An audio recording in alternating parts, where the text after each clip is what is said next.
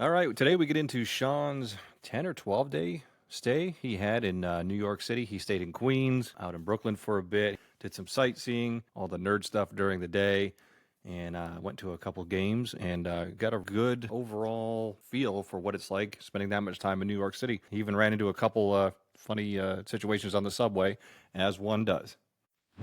I want to say thank you for everyone who has been able to like, follow, and subscribe on our show so far, whether it be on TikTok or Spotify, Apple Music, or YouTube, or whatever channel we have out there these days. But I want to say thanks for those who have already subscribed and listened to us. And if you've been following around since episode one, you've listened to a lot of shit, some good and some bad. And I want to thank you all Yeah, for doing that. And yeah.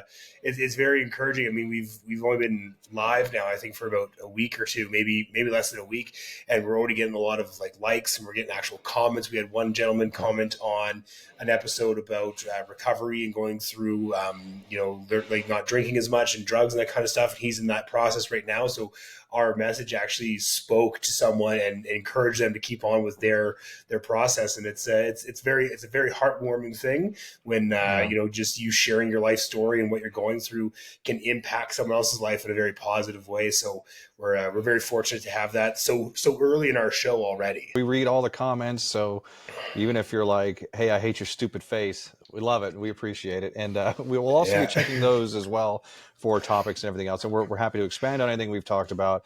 We do have a tendency, and it's kind of by design a little bit, to jump around between topics.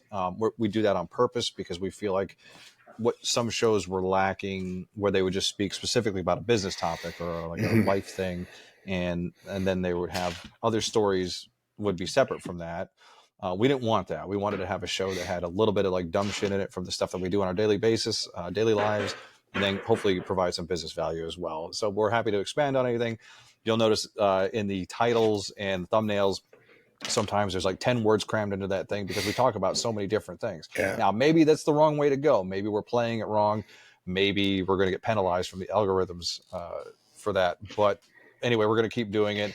But if we do happen to touch on a business topic or something you'd like to hear more about and we gloss over it, please just leave a comment, say, "Hey, dumbasses, I want to hear more about this particular thing." So you were just in New York not that long ago. We're recording this in September. You stayed down there at a couple different spots, New York City. I think it was your first time in New York City. We didn't really talk about it too much. I know you bounced around a little bit. So anyway, when did you get there? How long were you there? And just kind of walk us through the experience. Of course, the first question is when to get there. I honestly don't know. I've been traveling so much. Yeah.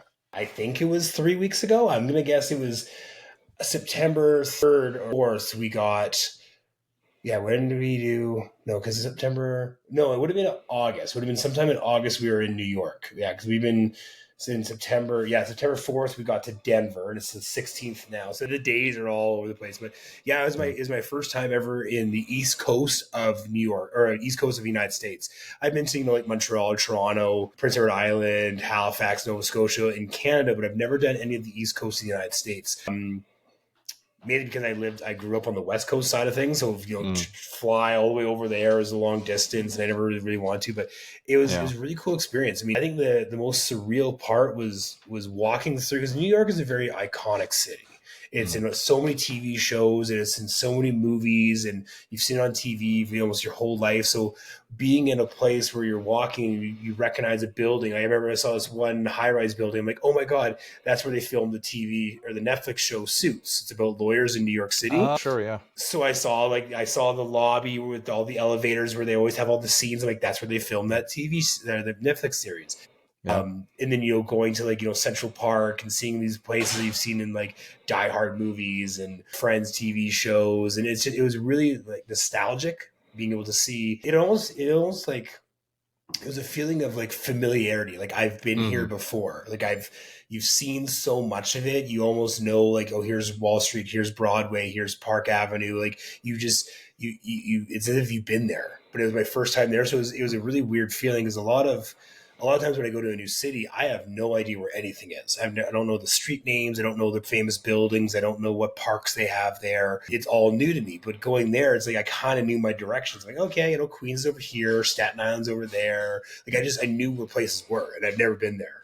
So it's That's a really weird super. feeling. I never thought about it that way. I've only been a couple of times, but my initial reaction about going there, I was like, "Oh, it's going to be like a big hectic mess," but you don't really think about the nostalgic part of it, like all the like the shows and the movies and other things that, and some of them are filmed there, some of them they just take B-roll there, but whatever, doesn't Mhm. matter. It's still that's really really cool though. New York is kind of familiar to the entire world, even if you've never set foot there. Yeah, it was really cool. So I mean, seeing that the horse chariot rides in Stanley Park, and there's a couple like Home Alone filmed in Stanley Park too. A couple episodes where he sees the old crazy lady with the pigeons. There's that Santa Claus movie Elf with Will Yeah, Ferrell, right? yeah, Where yeah, like Santa Claus crashes in there. They have the Stanley Park mounted police, and you see like the horses of the Stanley Park patrol. Like, yeah, it's so familiar. It's really cool. So yeah. That's I awesome. really enjoyed New York City. Like it was busy.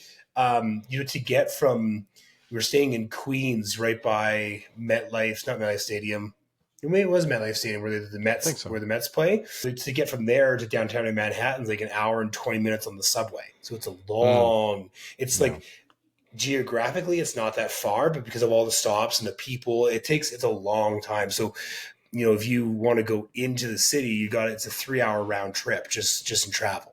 So you really got to plan your day, plan your stops. Like you can't be like, oh, I want to go here and here and here. You actually have to map it out. Like, okay, we're going to go here first, here, here. Because if you don't go in order and you're going back and forth, it's going to take forever. But yeah, no, it was the food was amazing. The people were fairly nice. I mean, people always say, New York's known for assholes, and I'm like, there's assholes in every city you go to. Right? yeah, Like you can go to, I bet there's dickheads in Minnesota, but Minnesota's known for being the nice people. But yeah, yeah. it was a really nice city. I really enjoyed the Yeah, people. there are a couple of things with that. It's really important now, especially with technology. It makes it a lot easier to really map out your day and your trip. Because I would Mm-hmm. imagine there's probably an app for the subway. I'm sure they've got an app for everything there, like an actual New York City thing, so you can plan it out a little bit better. Because that does kind of ruin a trip if you get somewhere and you find out that the getting around logistics of it are like, oh man, this sucks. So planning your day out, which most people should do on trips, but like that makes a big difference because it is Yeah. so busy. You want to work around rush hour and everything like that. You don't want to be coming and going from the city at the busiest times of day. But it is good to hear that it's not as abrasive because that is the reputation that it has. You can walk down the street and nobody smiles or whatever. The city changed a little bit, I think, after COVID. It got a little bit quiet over there for a bit. I think it's booming again. But just Mm-hmm. overall, like let's say you're walking down the sidewalk, did you have to shove your way through people? No, well, I mean, for those of you who don't know me, I'm also 6'2", 6'3", 250 pounds. So people kind of just move out of the way for me anyway. So I don't really have to Right. shove my way through. I'm not like, Yeah. thinking skinny, trying to get between people. I just kind of like, walk like this. And I think also a lot of it depends on your personality as well. If you're an up go lucky, happy kind of positive person, the people Mhm. feel that energy off of you, and they look. I had a lot of people smile at me, kind of do little head nods, and it's because I was walking around like just being happy, Yeah. right? So they feel the energy. But if you're a down, sad Sally, and you're kind of walking with your head down, and just kind of like moping Yeah. around, the people mirror you. So like I've learned a Mm. lot about that with the retreat I was at is the reflection that you see in other people is a mirror of yourself. So if you're surrounded by people that are negative and they're always in your way, or they're bumping, and they're agitated, or they're angry, or they're swearing, it's just a mirrored reflection of who you are.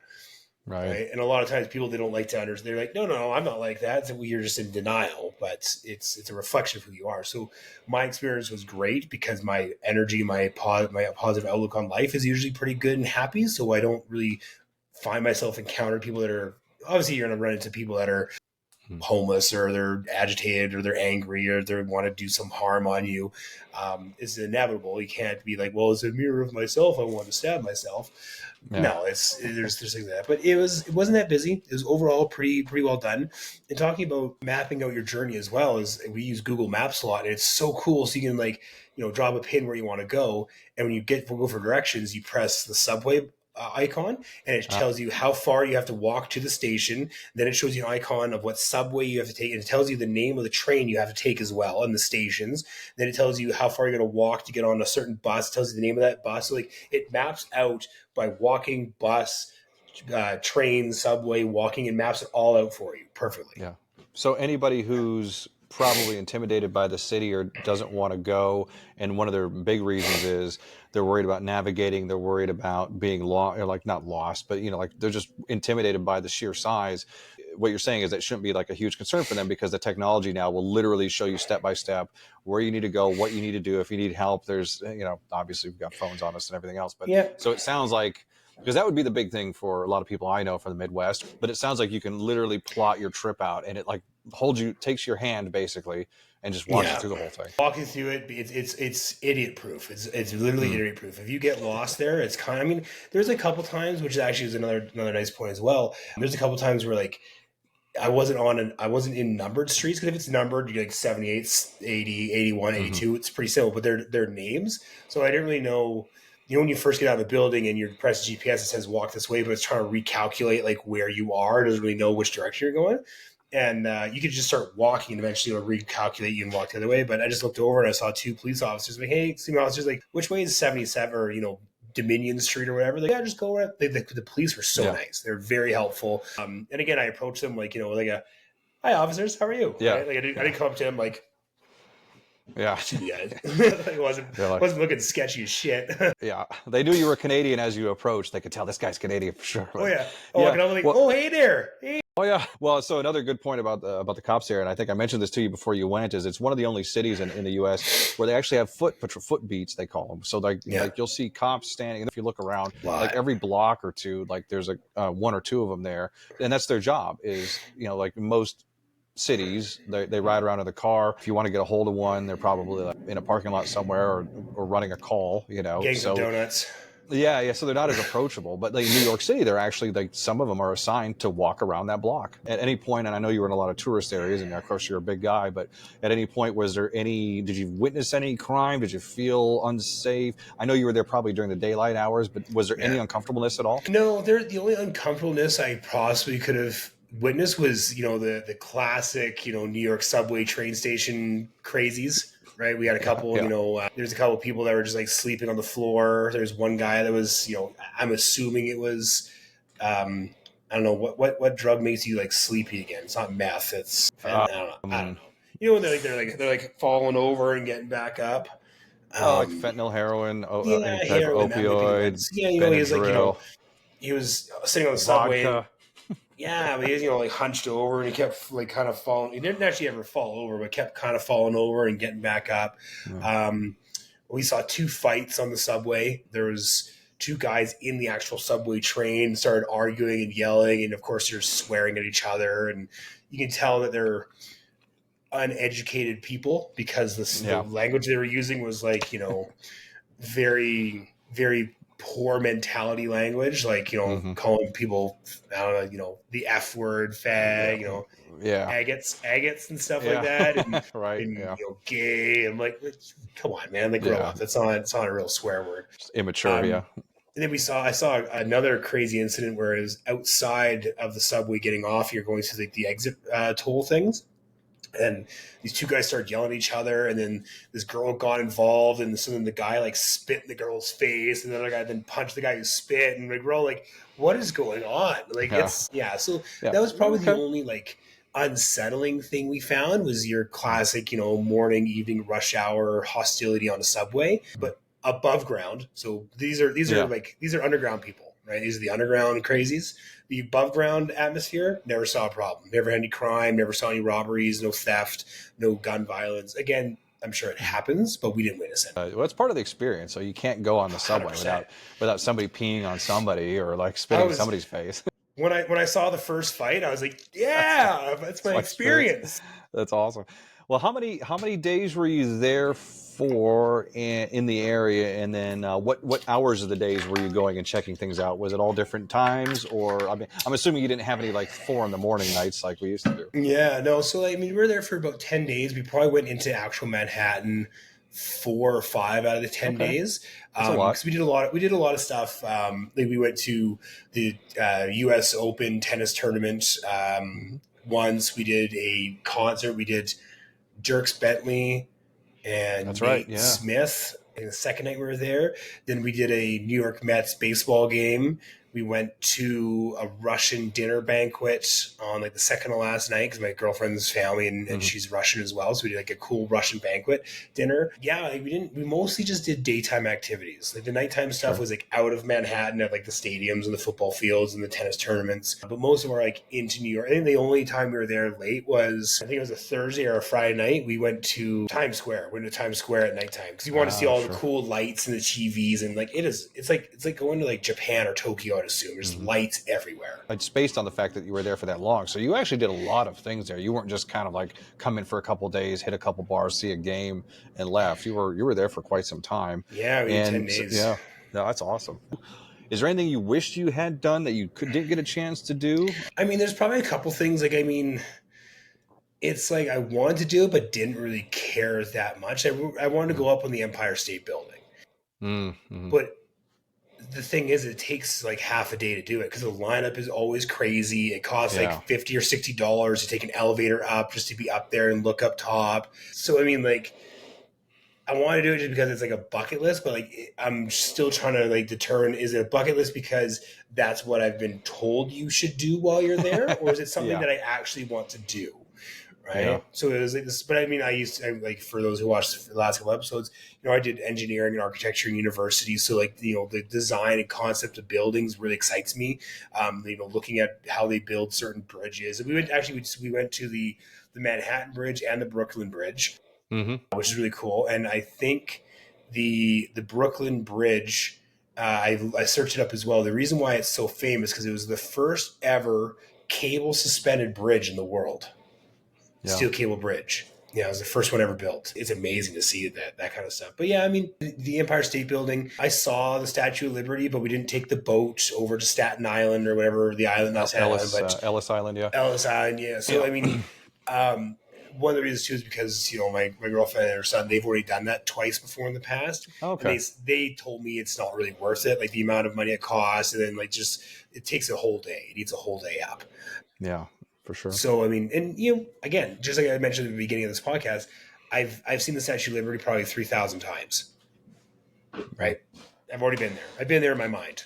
You bring up a good point about bucket lists too. Not to get a little off topic, but it's funny that we go to these places, we do these things. I have the same experience. I'm like, I feel like I need to do this, if you really examine, why do I feel like I need to do this? Is it because it's something that I really, really, truly want to do, or is it because something in society or social media or somebody in my family said you need to do it? And if you really, really think hard about it, you can kind of take some pressure off yourself because yes, the Empire State Building sounds awesome, but I've seen it a bunch of times and I can Yep. see it from the street level. And quite frankly, it probably hasn't been the tallest building in the city for a long time now. I mean, Long it's time. it's Yeah. a historical site, of course, but that's also like a really cool mindset thing to think about because we put a lot of pressure on ourselves. Like we'll go on Mhm. vacations in certain places, like New York's overwhelming. Of course, there's a million things you could do there. And then instead of like, oh, I have this list of things I need to do or I want to do, like, wait a second, is it because of what I really feel like I need to do, or is it just somebody else put pressure on me to do it? Yeah. I mean, and that if let's say if there is some items that are really on your bucket list, and whether or not it's from society planning it or people telling you need to do this, if you really want to do it, do it. But the only advice I would give is pre-book your tickets Mm, mm, because there was one thing that I missed out on, and it was just all my fault. I'm just so used to living in small towns where if you want to go to some, cool tourist attraction or sightseeing thing, you just drive there. There's hardly ever a line. You go in, you pay your money and go see it. So I wanted to go up on, I think it was called Summit One, the Vanderbilt building. I think it was the mm-hmm. Vanderbilt building. It's like the third tallest building in New York right now. But they have an observation deck where the entire, I think it's the top, the entire roof and all the walls are just sheer glass, and you could see all of downtown Manhattan. So I wanted to go there for sunset to see the sun setting over the Statue of Liberty with like the Empire State Building in front of me and all of Manhattan. It was what I Yeah. really wanted to do. We get there like an hour and a half before sunset.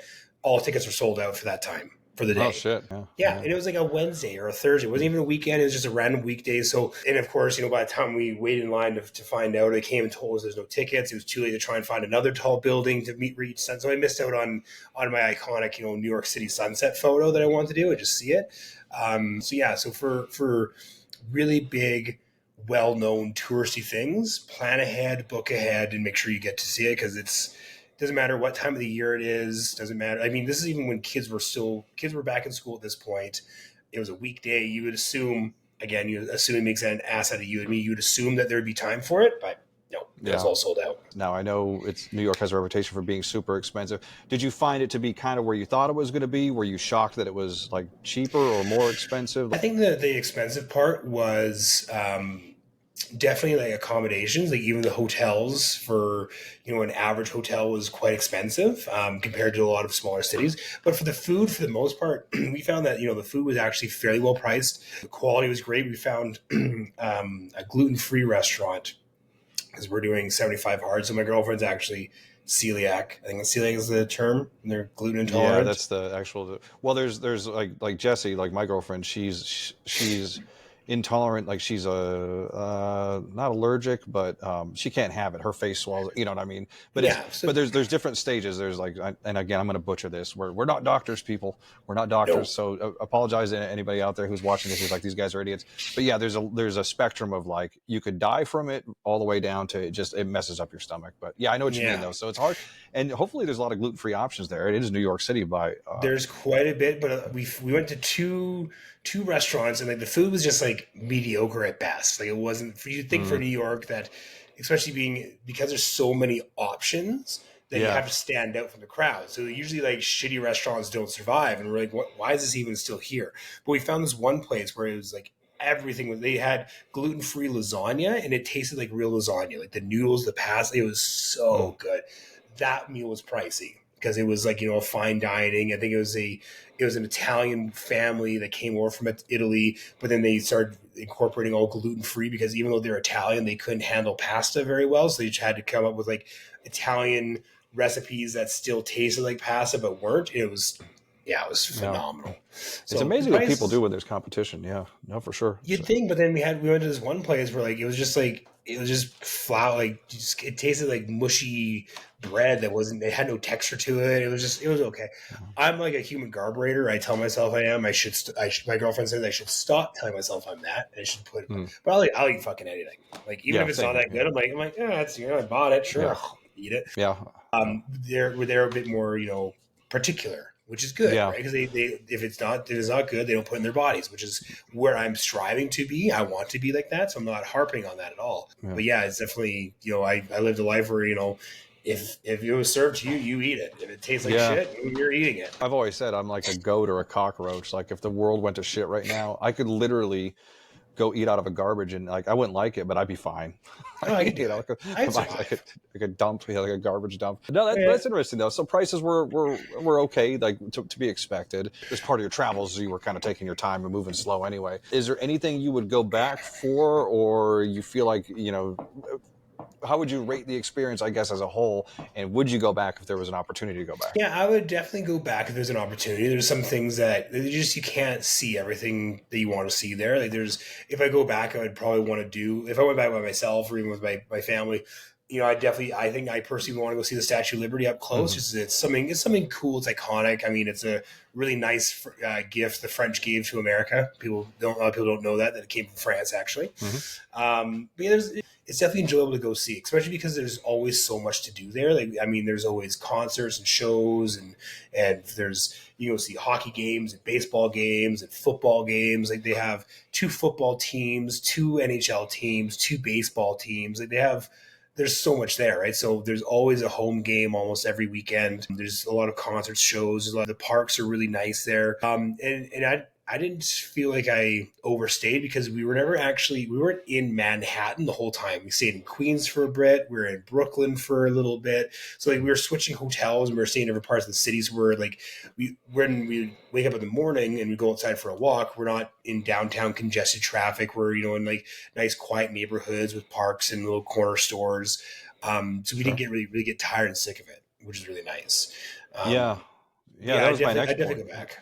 Yeah, that was my next point. Is if you were to go back, is there anywhere else you would have stayed? But it sounds like you stayed in Queens, you stayed in Brooklyn. I could see an advantage if you only had a couple of days to maybe staying downtown Manhattan somewhere if you can afford it, just because you could get off, walk out your building.